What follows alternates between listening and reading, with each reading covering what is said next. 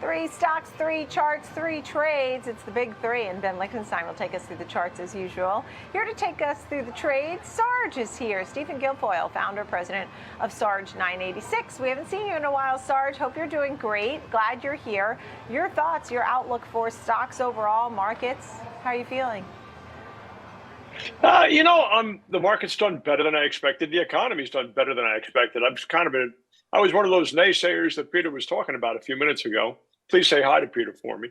I set up quite defensively around mid-November when the market started to take off. So I had to play a little catch up here. I'm one of those catch up guys they've been talking about for the past few weeks. So it's worked out for the better, overall. I do think we are going to see something of a slowdown in economic activity. I would think first half of the year. I don't know how much that impacts equities, as if the Fed is aggressive in changing their stance on policy, that can work out better for us, as hard as it is to say that, because I know people lose their jobs and get hurt over that. But it can work out better for us. So we'll have to play this game the way we always have. Fundamental traders will have to look at cash flows and balance sheets, and technical traders will have to do their homework. And you'll have to take it on a stock-by-stock basis. I don't think you can just go out and say, and put out, let's say, an S&P target for 2024. I don't think that's possible this year. Right, understood. All right, so playing a little catch up, but cautious just often means that you just didn't make as much as others, but you were hedged and protected on the downside. Let's get to some of the names that you're watching. The first up here is Alphabet, Google. Tell us a little bit about this name and your thoughts. All right, Alphabet trades at 20 times forward-looking earnings, so it's not really expensive relative to the S&P 500. Last quarter, GAAP EPS of $1.55 beat by 10 cents. Revenue of almost $77 billion, beat by $1 billion. This current quarter, we're expecting GAAP EPS of $1.60, which is up from $1.05 a year ago. Revenue of a little over $85 billion, which would be up 12%. Company plans to restructure its ad sales team, which is responsible for 78% of all of its revenue, to better integrate and monetize the firm's generative AIT capabilities. Cash flows have been strong. Free cash flow was over $77 billion over the past 12 months. That's over $2 a share. Balance sheet is strong, almost $120 billion worth of cash, $176 billion worth of current assets, current ratio of 2.04, which is outstanding, long-term debt of $11.8 billion, which is easily outweighed by its cash balance. Let's go to the chart. Viewers will see a series of higher lows that ran all year long, coupled with a series of higher highs until September. At that point, resistance flatlined, and what developed was an ascending triangle pattern with a 141 pivot. Relative strength is strong, but not overbought. The daily MACD appears to have just experienced a bullish crossover of the 26-day EMA by the 12-day EMA, with the 9-day EMA in positive territory. So that's a bullish setup. My target price is 169. As I mentioned, the pivot is 141. I add down to the 50-day EMA, which right now is about 133. And I panic on a break of the 200-day EMA, which is around 123 right now. Everybody loves these magnificent seven. I know you have Microsoft next, but staying on Google for a moment. Ben, your thoughts on Alphabet's charts? Good morning, Nicole. Yes, Sarge was talking about higher highs and higher lows. That's definitely what we've been seeing here. The bulls are getting exactly what they wanted into the end of the year. Well-defined trend across multiple time frames. Let's take a look at that, and then I'll show you the moving averages that Sarge also mentioned here. We begin with the move up this week, a strong move all the way up to 142, and a couple areas of consolidation that my eye was drawn to. It's a 5-minute candle chart. You can see 3 of them, 132, 136. It's not uncommon that we see in that kind of systematic staircase type pattern. In this instance, it's every $4. So let's keep an eye out for a new area of value to form at a higher level in continuation of this bull trend. As we move away from the 5-minute candle chart, you're going to see on the hourly candles a very similar pattern. Bottom left to top right, 120 up to, again, just shy of 142. These are 60-minute candles, and my eye was kind of drawn to 2 areas of consolidation. First, you have the area around 123. We broke out into the beginning of November and then went sideways around 134, and it actually looks like we're trying to break out right now in an initiative-type move higher, seeking value to the upside. Again, exactly what the bulls are looking for. One more step back to daily candle chart. So you can see, Nicole, we're going now all the way back to March.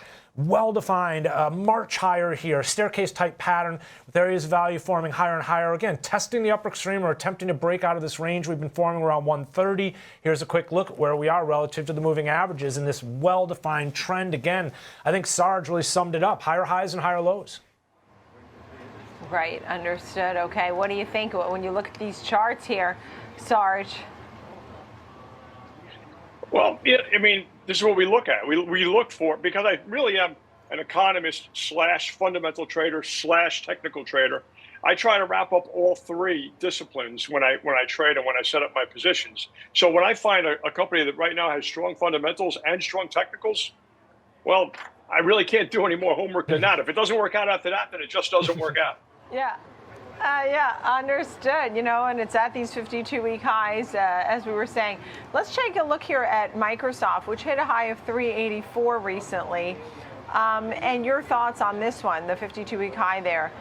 Your thoughts, Sarge? Yeah, I just love Microsoft. I love the CEO. This stock has been good to me over the years. Trades at 33 times forward-looking earnings, so it is expensive, but there's good reason for that. Last quarter, GAAP EPS of $2.99, beat by 29 cents. Revenue of $56.5 billion, beat by $2 billion. Current quarter, we're looking for EPS of $2.75, up from $2.32, and revenue of over $61 billion, which would be 16% growth. We're expecting broad business adoption of the Copilot AI Office add-on. We're expecting a rebound in PC sales that finally returned to growth last quarter. And we're expecting Azure, with the implementation of artificial intelligence and large language models, to continue to take share from the other cloud providers in the space. Cash flow, operating cash flow of for the past 12 months, $94.9 billion. Free cash flow of $63.2 billion over that time, which is a massive $8.50 a share. Balance sheet, cash of $144 billion. Current assets of over $207 billion. Current ratio of 1.66, which is still very strong. Total debt's about $67.8 billion, of which $25.8 billion must be dealt with in the coming 12 months. Now, they have the cash to handle it, but that's just something you might want to think of, that they either have to roll over that debt at a higher interest rate or wipe it out and take down the cash balance a little bit, which is how I would handle it. If you go to the chart, viewers will see that Microsoft rose almost in a straight line in a northerly direction from last November into July. At that point, the stock breaks with the ascending price channel to the downside to consolidate. In doing so, a cup with handle pattern develops with a $384 pivot.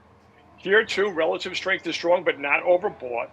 We are, however, dealing with a negative-looking MACD.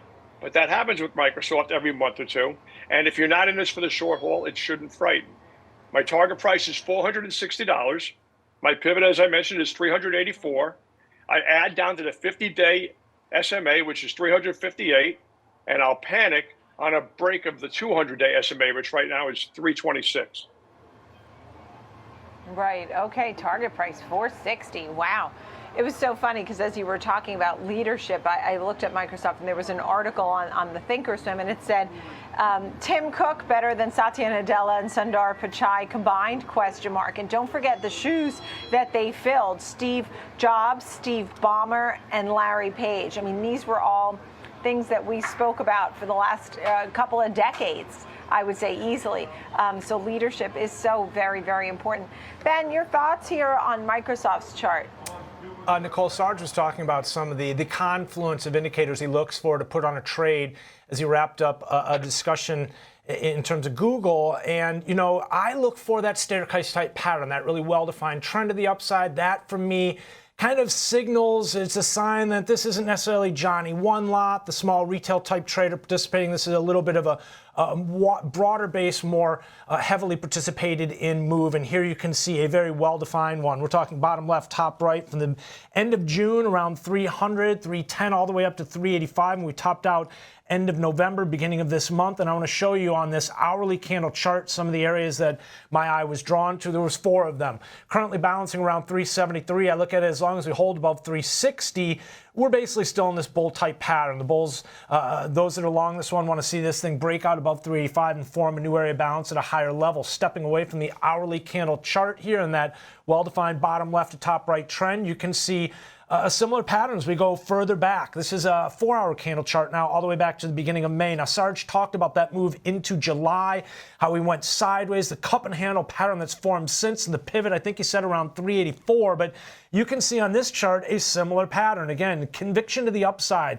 Again, a 4-hour candle chart going back to April, and in this instance, 4 areas where the markets paused and sort of regained composure and then kind of continued to solidify that working assumption. The value is moving into higher and higher levels, right? It's pretty well defined in this instance. One more chart for you here and another step back into the daily, because again, here you can see off the lows from the end of last year, beginning of this year, how, well, this is a great way of looking at price activity, right? Through the lens of these balance areas that form, because again, as they do, they help us determine trend. Hold on one second. In this instance, we're talking about to the downside.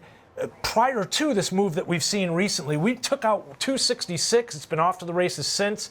It's tough to argue that we're still seeing value move lower when we get a move like this throughout the year here. Again, we're talking from 230 all the way up here, 384, and holding this upper level. No rejection as of yet, Nicole. All right. And look, I mean, when you talk about this 460 and you're not seeing the rejection, Sarge, what kind of timing are you thinking? I mean, when you set your price targets? Well, I normally look at a little shorter, but for these 3 names I'm giving the viewers today, I'm thinking of year-long trades. These are 2024 plays, so I'm not thinking a very short term on these. These are medium to long term. Yeah, I saw Palantir, by the way, you're going to talk about this one, just got a 1-year extension to that U.S. Army contract that you follow so closely, all things Army, Sarge. Tell me about Palantir, which 1 year is up 170% basically. Okay, yeah, this is one I'm going to really lean on Ben a little bit here, because I do appreciate his look, because it's not always in line with mine, although often it is. Now, Palantir is a little expensive, trades at 58 times forward-looking earnings. Last quarter, adjusted EPS of $0.07, GAAP EPS of 0.03, beat by a couple of pennies. Revenue of $558 million, also a beat. The current quarter, we're looking for adjusted EPS of 0.08, GAAP EPS of 0.03, which would be up from an adjusted 0.04, and revenue of $603 million, which would be growth of 19%. This is a data analytics firm that has taken a huge lead in the technology and the development of an integration of generative AI into big data. This puts many government agencies and more commercial organizations in a position of having to rely on Palantir because they are that far ahead of their competition. Cash flows for the past 12 months, operating cash flow of $499 million, free cash flow of $483 million, which is about 22 cents a share. Balance sheet is spectacular. Cash of $3.28 billion. Current assets of, I screwed up that, or I can't even see what that is, so I'm not going to give it to you. But the cash is $3.28 billion.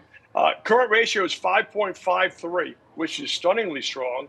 Long-term debt is $0.00, and the net debt load is actually negative because more people owe them money than they owe. So this firm's balance sheet is golden.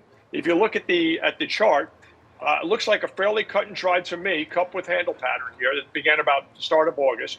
Relative strength is neutral, and the daily MACD is actually bearish looking, as this cup has just added that handle. The stock did surrender its 50-day SMA, which might bother short-term traders a little bit, so it is a sign of caution. My target price is $27. My pivot is $22. I add down to the 200-day SMA, which is around $14, and I panic if that line breaks. It's good to have that panic point. I think it's you're so succinct with your targets and where to panic and such. Sarge? I mean, Ben?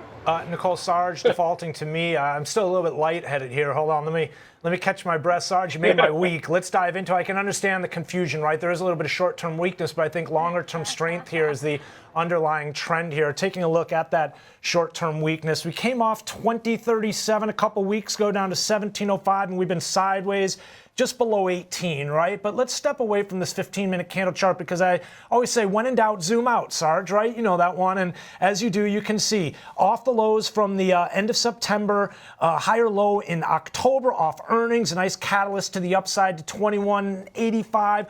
Had a hard time holding that upper level. Yeah, we've come off since below 19, but still still holding above 16. I think that's the key area. Now, the bulls want to see this thing take out 22, Nicole. And here you can see, Sarge was talking about the cup and handle that we established in August, September, October, the most recent handle forming here. And I also see migration value to the upside on this daily candle chart. I did want to show you with that recent short-term weakness, we have dipped down below the 50-day moving average. But you can see going back to the beginning of the year, stock, again, you pointed out, Nicole, I think it was up 170%. I mean, this is a staggering, a blistering rip to the upside. I'm not surprised to see him pull back a little bit, but look at the strength above the 200-day moving average. I mean, that really speaks to that longer-term trend. Yeah, that's the whole thing. All right, final quick thought. Sarge, you're up. About those leaders you mentioned a few minutes ago, I was thinking while Ben was talking there, daydreaming a little. And if you look at it, Tim Cook kind of lives in the shadow of Steve Jobs, right? And the same thing for the fellow over at Alphabet. But Satya Nadella at Microsoft has, I think, greatly exceeded Steve Ballmer. I mean, I think he has taken Microsoft to a new level, created new products, new software. I mean, although I love all three of these companies, and Palantir is actually my pick for 2024 out of the three of them, Microsoft is, in my opinion, the best company of these three and perhaps the best company in the world. Yeah, and look, I think that a lot of people would agree with you about Satya Nadella and how he was just something else, something really different. Thank you both very much. Great to see you. I'll see you in 2024. Sarge and Ben, thank you.